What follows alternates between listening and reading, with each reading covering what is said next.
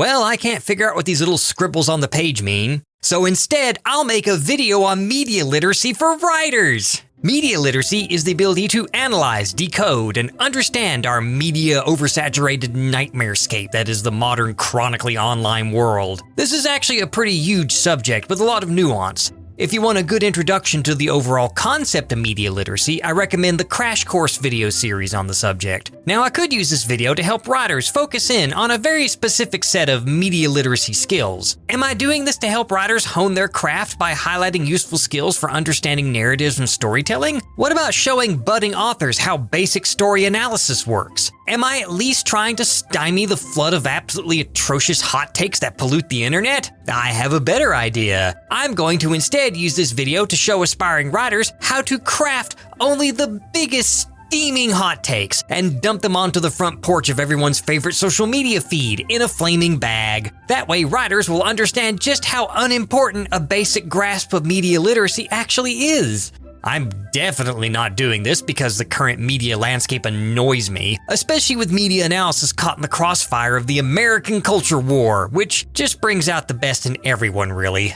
Also, writing reviews and story analysis for websites and videos is also writing, unless I feel like gatekeeping that particular day and say otherwise. Learn all the hacks to drive those hate clicks through the floor and into your bank account, all for the cheap price of one media literacy. Well, let's get started. Media literacy isn't going to ignore itself. Now, media literacy skills are more broadly the ability to understand media. This includes things like understanding a target audience, how different individuals are going to have different perspectives on the same piece of art, or even understanding what a specific media is intended to do. One aspect is what we take away from a story. What's the read of a story? How to think critically about a story and share one's thoughts on the subject to the world using media. This is done by using critical thinking to analyze and evaluate a piece of media, also known as thinking about it really hard. This, of course, is the first hurdle that most people struggle to get past because thinking about something really hard requires both effort and at least some level of self-awareness. I possess neither, so you can trust me to show you a far better method for understanding media. Clearly, the best approach is to simply assume that my first, most surface-level read of anything is in fact 100% objective and correct. Analysis works best by using only the most basic of gut instincts without the need to hone analytical skills used to break down the meaning of a work. For you see, I alone possess the truth.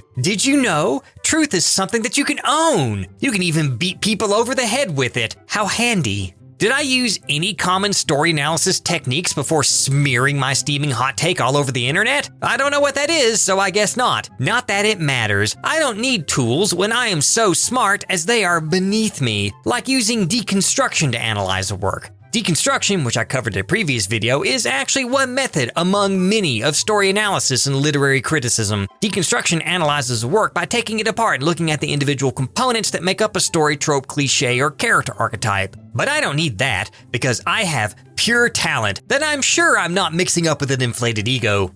Besides, why bother looking at a story's structure when I'm not even organizing my own analysis structure? Like starting with a strong central thesis and then backing it up with evidence from the text. While making a claim and then support said claim with evidence can appear strong, real strength is shouting over anyone who naysays you. Of course, like space, on the internet, no one can hear you scream in text, so just use all caps instead. Ah yes, incoherent all caps word salad in place of a strong central thesis with supporting evidence. That will make people take me seriously. However, if a fellow media enjoyer decides to make a claim about a work and go the extra mile by supporting said claim with evidence, then they should never worry about their evidence being too weak and undermined by overwhelming contradicting evidence. For example, what if I read a story about a group of unhappy and decadent corporate executive officers and their petty intrigues against one another to seize control of a mega corporation? They party, break laws, indulge in copious amounts of illicit substances, run the company into the ground, and in the end get away with everything and make everything worse for everyone, including themselves. Their story ends with their empty lives filled with equally empty pleasures and a bottomless greed that they indulge in the vain hope to fill the hole where their soul should be, as they move on to the next company to repeat the cycle. For some reason, there are references to liver flukes, ticks, and intestinal worms that keep cropping up in the story. Well, obviously, this story is all about how greed is great, and that we should all carve out our own piece, regardless of the cost, just like a rugged individualist. Yes, the framing, descriptions, tone, context, author's stated intent, symbolism, theme, subtext, and literal text all go out of their way to label these people as scum, unworthy of emulation, but I'm going to ignore all of that for my extremely contrarian and edgy take because I too want to be a rich hedonist. It is a very small cherry, and I'm going to pick it and hold it up as the central facet of a work. What about a key scene where a worker denounces the entire lot of corporate sharks as worthless parasites? Ignore that. What about the scenes that emphasize how lonely and empty the lives are of people who think a person's value is derived only from their stock portfolio and, as a result, cannot form genuine human connections with anyone? What about the author literally saying the story is about how greed destroys everything good in the world? Just ignore all of that and instead keep repeating the funny line that the sociopathic lead character makes that turned into a meme. Why use evidence to support a claim when I can use memes instead? Satire? What was that again? Oh, right, when a work puts human evils on display for ridicule. See, that doesn't apply to me. Why? Because I've spent so much time on the internet that I've lost touch with reality, and as such, I can no longer tell that this work satirizes my perspective. Therefore, I will instead simply assume the work is endorsing my perspective rather than condemning it. And no, I don't care what cognitive dissonance is. Quit bugging me about it. Instead, we should focus on the almighty subtext. Ah, subtext. Sweet ambrosia for shippers and academics alike. Come to think of it, academics and shippers have a lot in common in that they're both extremely dedicated to their particular interpretation of subtext. Subtext is part of a trio of important components in storytelling, along with context and text. Text is what's actually written on the page. Context is the details that make up a story, like the setting, year the story takes place in, names of the characters, and so on. Subtext, by contrast, is what is implied and can be read between the lines. For example, a captain and previously established war criminal of the evil empire is talking about an unfortunate rat problem with a poor soul who is hiding malcontents who had resisted the empire. The captain says that some people keep rats as pets, which would be unfortunate as they must be exterminated, and getting rid of pests can get quite messy. The subtext is that the captain is warning the poor man that should he be found harboring malcontents, he will be killed along with them. The captain never once mentions malcontents or directly threatens death upon the man he is speaking with, but he does imply it with context. We know the Empire is evil and will kill malcontents. The captain was shown to gun down civilians with little provocation. It is up to the audience to glean the subtext from the scene based on the context shown, because the text itself only talks about pest extermination. Pretty simple, right? So long as we remember that subtext works best when it ignores both text and context. That way I can read whatever I want, whenever I want, into a story. Now I can claim that the subtext is there, and that if anyone else doesn't see it, then they are an idiot. Isn't it great? Not only can I read whatever I want into a story, I can even belittle other people for not seeing the clear subtext in a scene. Like in my previous example, clearly there is romantic tension between the captain and the man he's talking to. Obviously the captain has barely restrained yearning for his opponent, yet their opposing ideals keep them tragically apart. Remember that context doesn't matter unless it does support my reading of the subtext, in which case all of a sudden context does matter an awful lot. Feel free to switch between these positions in the same sentence, no less. But what if I'm poor at spotting subtext? Ha! As if being completely unable to grasp subtlety has stopped anyone from leaving a flaming hot take on the internet. The best thing about a blunt reading of the text is that I can use the text directly, like an artillery shell lobbed into my opponent's argument. I'll just approach understanding a story's meaning with the same complete lack of tact and grace I apply to my day-to-day social interactions. Well, if I ever actually left my house, I suppose. Yes, my inability to read between the lines will make me come across as either willfully stupid, completely daft, or so literal-minded that I should probably stick to middle management rather than any kind of media analysis. But understanding that will require that I also have the ability to pick up on subtle cues to adjust my behavior, and that's not going to happen, so I'm all in on a literal surface-level reading of the text. That's not to say that even a complete lack of understanding of subtext restricts me to merely reading context. As I said earlier, context can be completely ignored or championed purely based on if it supports my point or not. This never leads to problems. Like, for example, this story has a bad thing in it, then the story is obviously endorsing the bad thing. All of the context showing the bad guys doing the bad thing, framing showing the tragedy of the bad thing occurring, whole chapters dedicated to exploring the full negative effects of the bad thing's wake. No, merely having the bad thing exist in the story is obviously a tacit endorsement and moral equivalent of doing the bad thing. This goes doubly so if the protagonist does the bad thing. For example, what if the protagonist begins to take a series of morally questionable actions in the pursuit of unchecked power? Well, that's bad. I'm going to launch a long diatribe against the main character and endlessly point out how the protagonist is becoming a monster. Then when I accuse the protagonist of supporting fascism, I'll act shocked when I find the author right next to me nodding along in agreement. What? The story is a cautionary tale? I'm not supposed to agree with every action the protagonist takes? But everyone knows that every protagonist's morality aligns 100% with the author's. Next thing you'll tell me is that not every protagonist is meant to be a wish fulfillment self-insert. I can't acknowledge the story's context of it being explicitly a cautionary anti-fascist story featuring a protagonist who falls from grace and becomes a totalitarian tyrant, because then that might make me look like a tyrant after sending the author death threats for endorsing fascism because I'm too stupid to separate a fictional character's morality from the author. In fact, the story shouldn't even have villains at all. See, people are buying the villain's merchandise and branding. They even think the villain is cool. This must mean that people think the villains are right and are such sheep that only I can save them from falling into darkness by advocating the complete removal of any kind of bad think from all stories ever. This is a very realistic goal, and the political capital and popular support for achieving it is readily available. I'm just going to ignore that many people see a villain in the story as a form of wish fulfillment and a way to indulge in negative actions without it actually hurting anyone in reality.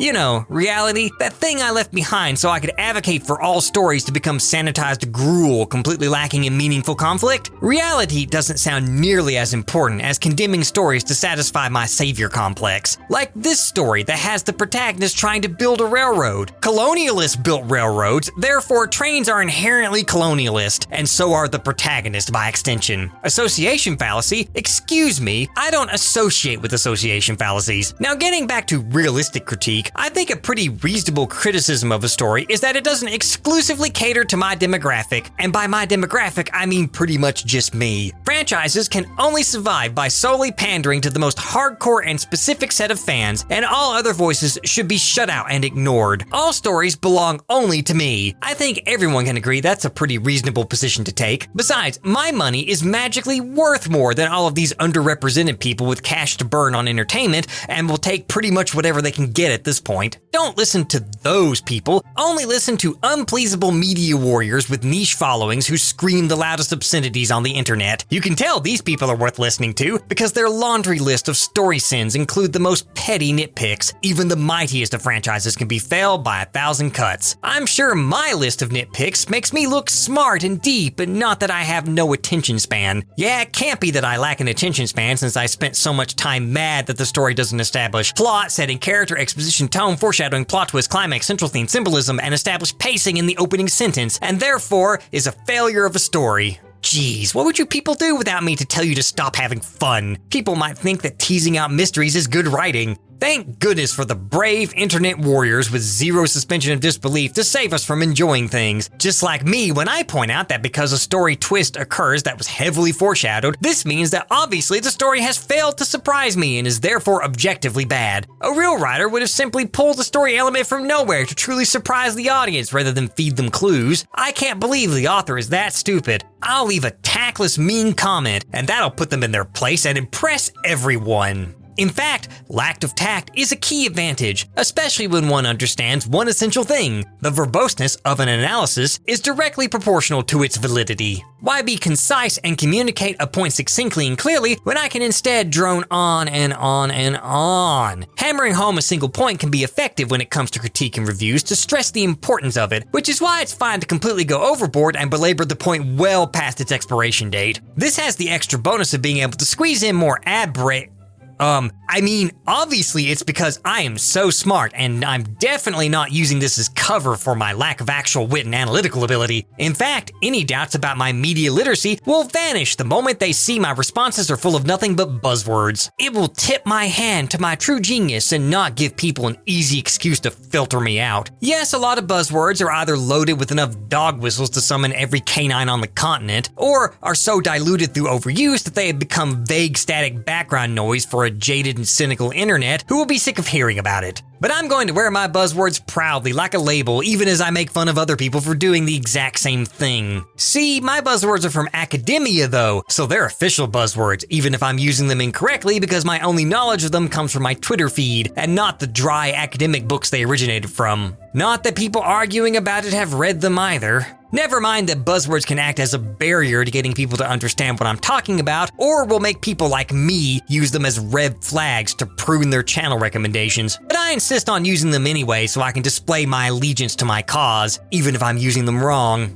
Besides, I can't be wrong because the stakes are too high. This isn't a hot take, but a crusade. I must trash this Metacritic score. Western civilization depends on it. It's us versus them. If they win, then all pop culture belongs to them, so we must fight them. I mean, you know, so long as I don't have to actually leave my screen or go outside. Media analysis is at its most accurate when seen as a great battle between good and evil. Yes, this is definitely a great battle and not like a couple of chronically online shut-ins arguing in the comment section. Oh no, my deadly opponent has managed to score a critical hit all the way from his mother's basement. He had a legitimate point about the piece of media we were arguing over. There's a lot of moves I can make. I could move the goalpost, construct a strawman argument, pull out a whataboutism. But this is about media literacy, so instead of attacking my opponent, I'll resort to attacking the piece of media instead. I'll accuse it of bias. Now, all stories are made by people, and all people have bias. Bias is simply an inclination or prejudice for or against someone or something. The main thing to keep in mind is that one should always assume that they do not have bias, though. Remember that truth is something that can be possessed, therefore biased is something that only people I don't agree with suffer from. Accusations of bias are also a great time to whip out the word objectivity for a good 1-2 punch. After all, when critiquing a work, it's important to put myself on a pedestal, to sneer down upon the object of my critique from a throne made of pure truth and objectivity while I rain down righteous condemnation upon it. Objective is also a great buzzword to throw around too, so long as I ignore the literal definition of it and rewrite it in my mind to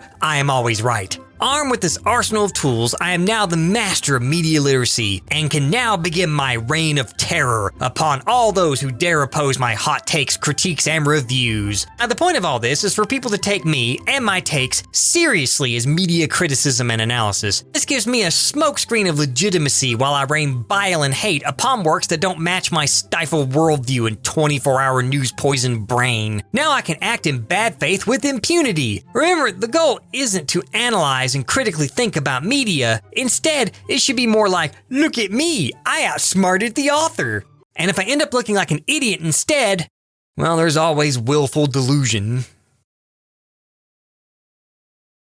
And so our new orders are to stand down and... Ex-General? Sorry, but you're not allowed to be here. Soldiers of the Federation, the time has come. The civilian weaklings and bean counters don't have what it takes to make the real hard decisions. Social scientists have brought our society to the brink. They don't know what we are fighting for. For years, I have watched them debate and whine while our enemies run rampant through the galaxy.